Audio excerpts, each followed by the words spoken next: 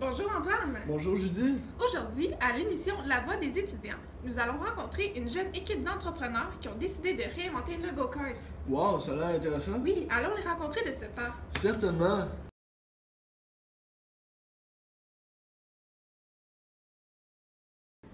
Nous sommes présentement avec Frédéric, le chef d'équipe de e-kart, qui va nous présenter d'où vient l'idée du projet. Merci Julie. Donc, l'idée du projet de faire du karting, à ma base, c'était du karting électrique. Moi, je suis un passionné de course. Depuis 2009, ma famille a eu son premier bolide de course. Par la suite, j'ai vu qu'il y avait une tendance envers les voitures électriques. Il y a eu un début pour les voitures de course électrique. On parle de la Formule E qu'on a vu à Montréal récemment. Donc, face à cette tendance-là, j'ai eu une idée d'adapter ça pour le karting, donc de faire un circuit de kart électrique intérieur. Un des membres de l'équipe ensuite a soumis l'idée de un petit plus, rajouter les lasers, faire une espèce de battle kart, un Mario Kart. On a soumis des personnes au questionnement, puis ça a été en faveur de ce choix-là, donc on a poursuivi l'idée de faire des battle karts. Un petit peu délaissant l'idée du électrique, puisqu'au Québec, c'est principalement à gaz.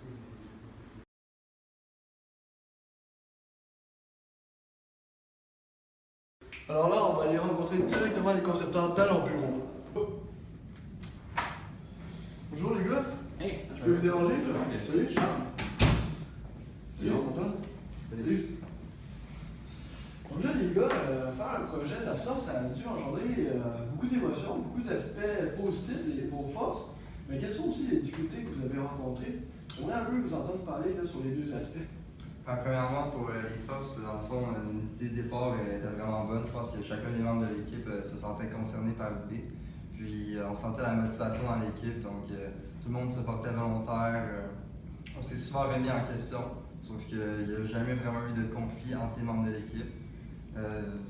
Au niveau des répartitions des tâches, ça a été assez facile. Comme j'ai dit, tout le monde se portait volontaire, puis chacun s'est occupé d'une partie essentielle à notre projet.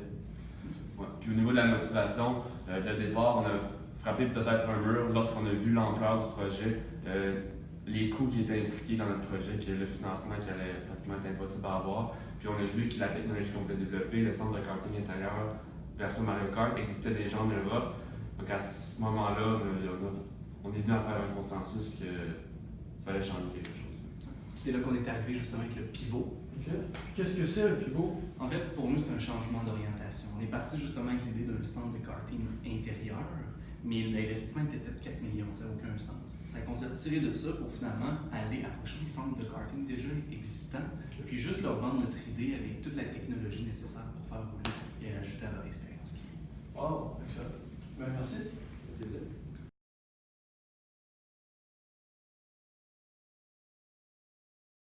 Nous sommes en direct de la faculté de génie avec Samuel, qui est allé parler à plusieurs personnes pour l'aider à l'entourer dans leur projet. Donc moi, ma partie du projet, ça a été de découvrir toute la technologie qu'on avait besoin pour faire les karts électriques.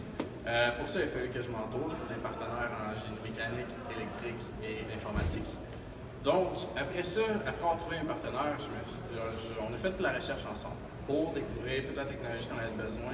La technologie existe déjà, il faut juste la mettre ensemble, la programmer pour que ça fonctionne. En tant qu'entrepreneur, il faut savoir s'entourer quand on ne sait pas tout. Donc moi, j'ai aucune connaissance en génie. Il a fallu que j'aille me trouver des experts, assumer que je ne pouvais pas faire le projet tout seul. Donc avec les experts, on a réussi à concrétiser le projet.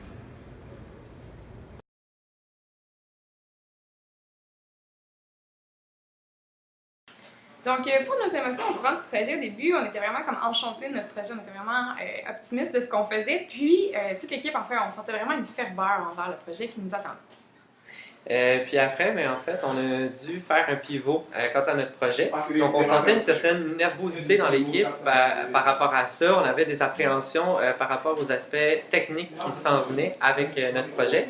Mais malgré ça, on avait vraiment la motivation de mener notre projet à bout. Vers la fin, en fait, quand on a présenté à la classe qu'on sentait qu'on avait des difficultés ou ce qu'on était rendu parce qu'on n'avait pas de réponses aussi rapidement qu'on l'aurait voulu, on s'est senti vraiment incompris. Puis, on avait en fait un certain épuisement envers le projet. On n'était pas certain de comment on allait le faire.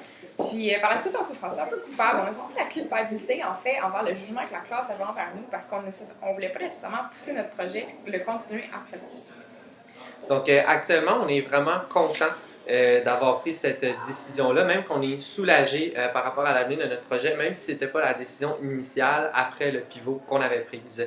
Donc aussi, on trouve qu'on a vraiment eu l'audace de justement dire non, là c'est assez, il faut vraiment se tourner vers des projets qui vont être plus rentables au niveau financier et au niveau des apprentissages. Donc pour ça, on pense vraiment qu'on a fait un gros apprentissage et c'est de ça dont on est le plus fier.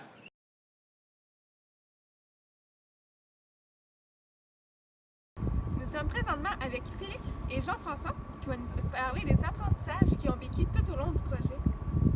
Donc, premièrement, un grand apprentissage qu'on a fait, c'est que souvent, de nos jours, on va regarder les grands entrepreneurs puis on va penser qu'ils sont arrivés à leur projet qu'ils ont réalisé immédiatement sans prendre vraiment de tournant ou de détour.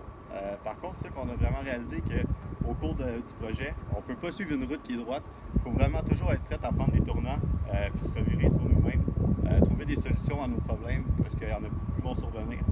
Dans le fond, jamais lâcher, toujours trouver des solutions, comme je dis, aux problèmes sans penser que tout va arriver tout cru comme on pensait dès le départ. Très intéressant. Puis toi? C'est certain que pour valider un concept, il a fallu aller sur le terrain, donc faire des entrevues. C'est sûr qu'on a dû sortir de notre zone de confort, donc c'est sûr que c'était un peu gênant au début. On ne savait pas si nos questions étaient adaptées nécessairement pour notre projet. Donc on a dû faire un changement pour ces questions-là. Également aussi quand on a fait notre pivot. Puis aussi, il a fallu être là dans nos entrevues, donc jamais essayer de poser trop de questions pour avoir une réponse visée. Ah, c'est super!